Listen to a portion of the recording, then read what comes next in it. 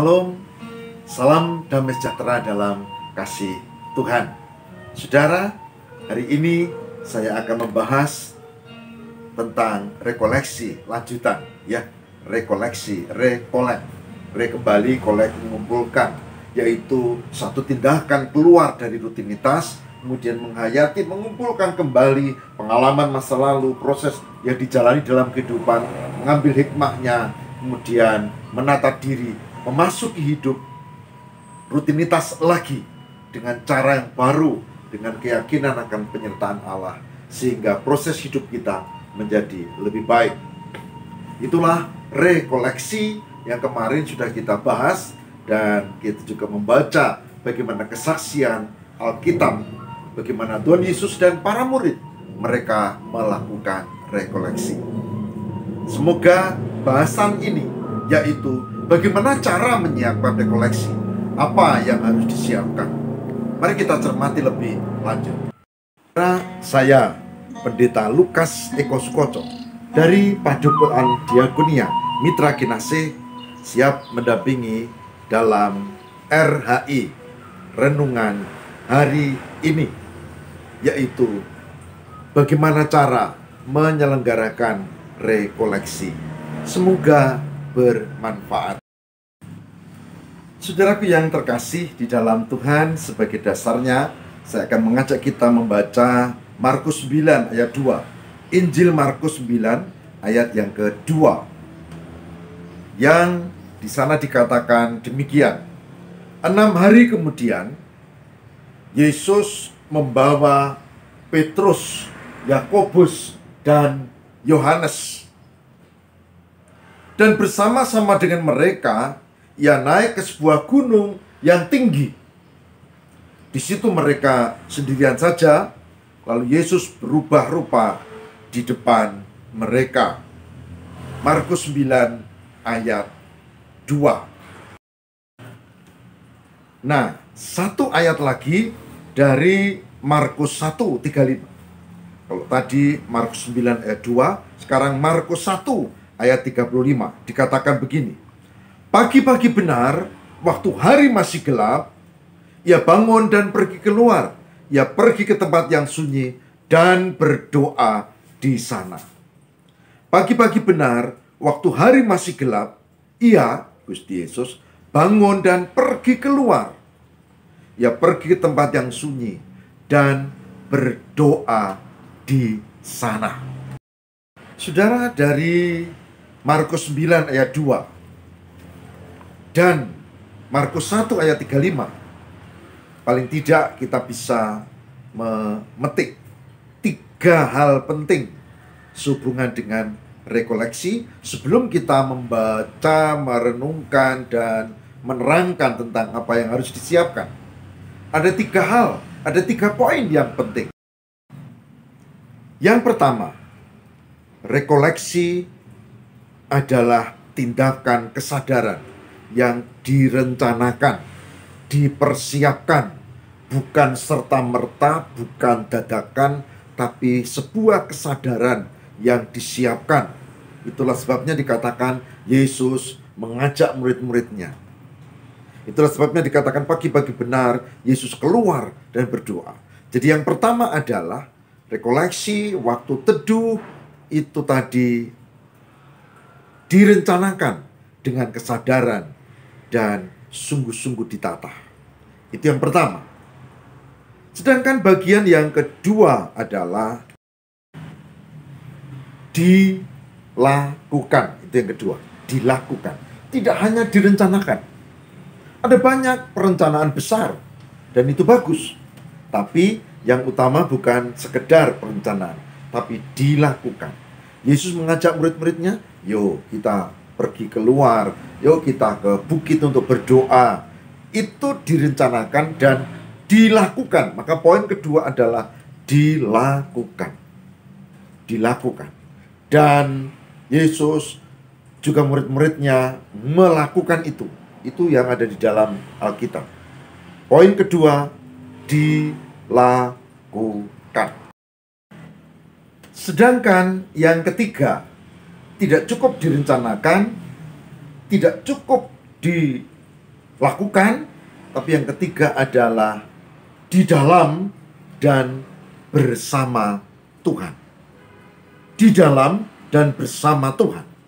Berarti apa? Perencanaan dan hal yang dilakukan itu tidak lepas dari penyertaan Tuhan. Di dalam dan bersama Tuhan. Seperti yang tadi kita baca, Yesus pergi keluar, berdoa pada Sang Bapa di dalam dan dalam penyertaan Tuhan. Begitu juga di bacaan yang lainnya.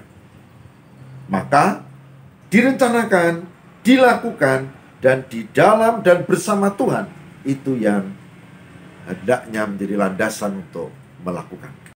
Saudara, berikut ini adalah cara untuk melakukan rekoleksi.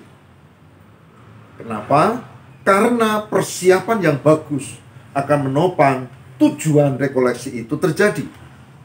Persiapan yang bagus akan membuat bagaimana perencanaan itu menjadi baik dan dilakukan dengan baik dan di dalam beserta Tuhan dengan baik juga. Kalau rekoleksi itu pribadi, tentu itu lebih mudah.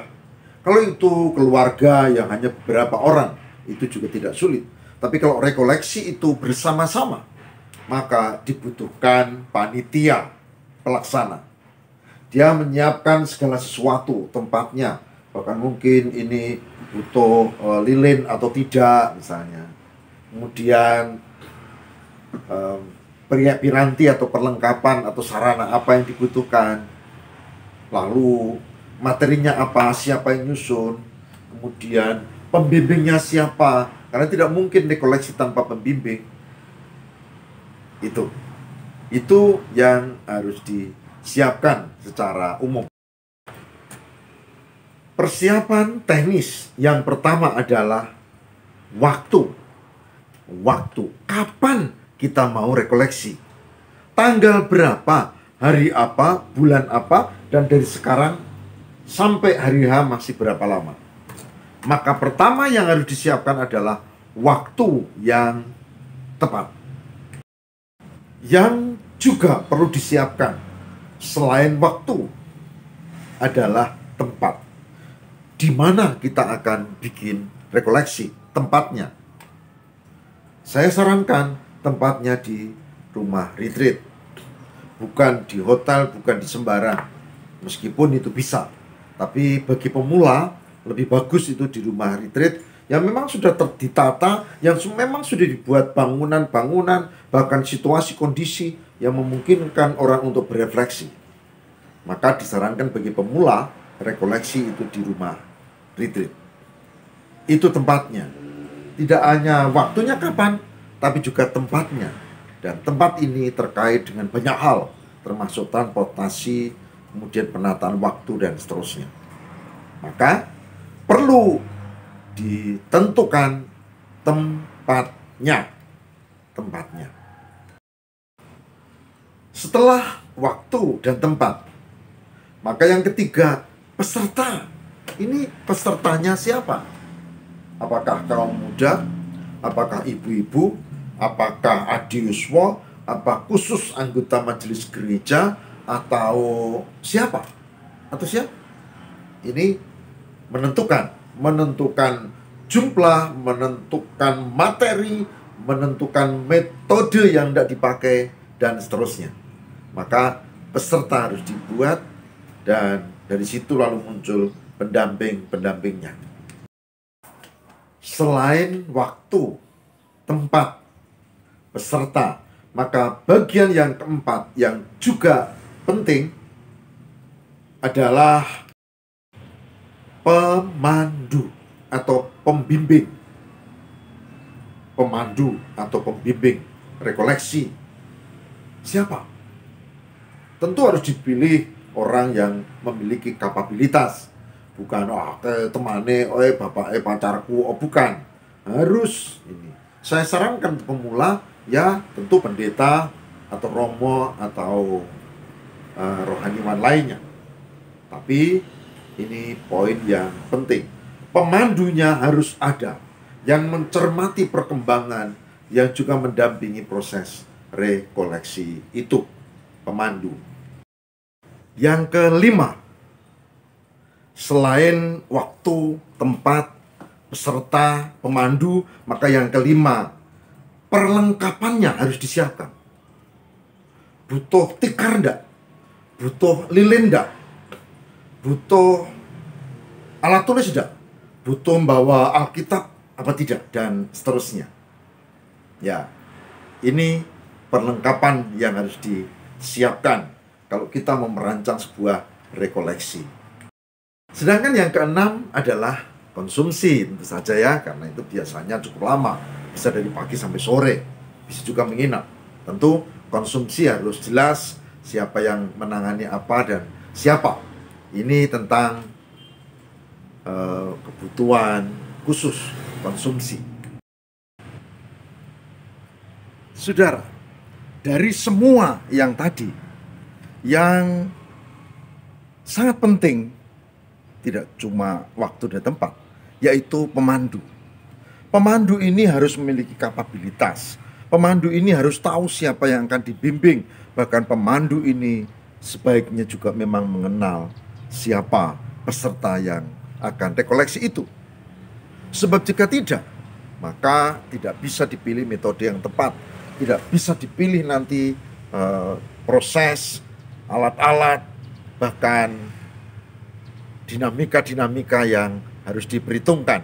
Maka pemandu rekoleksi hendaknya ditentukan dengan sungguh-sungguh, dan itu supaya bisa menjadi berkat buat proses rekoleksi yang akan dilakukan. Nah, itu saudara. Sudah barang tentu rekoleksi anak-anak berbeda dengan rekoleksi remaja. Rekoleksi remaja beda dengan kaum muda yang sudah muda, apalagi mahasiswa. Berbeda lagi dengan khusus ibu-ibu, dan tidak sama dengan adiuswa atau orang-orang tua, lansia. Bahkan yang sungguh berbeda jika rekoleksi itu khusus untuk hamba Tuhan, untuk para pendeta, penatua, diaken.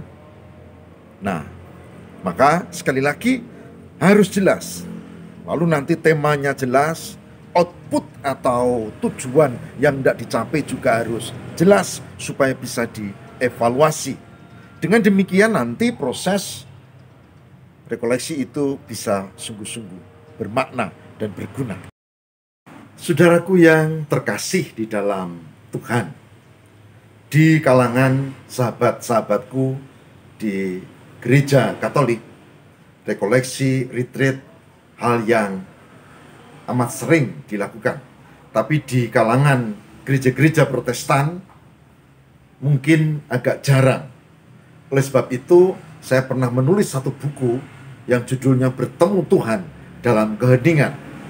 Nanti pada episode berikutnya kita akan mencermati hal ini dengan harapan kita mengerti benar apa itu rekoleksi dan untuk apa, dan yang lebih penting lagi bukan sekedar kapan, waktu, tempat, pembimbing, tapi contoh temanya kayak apa.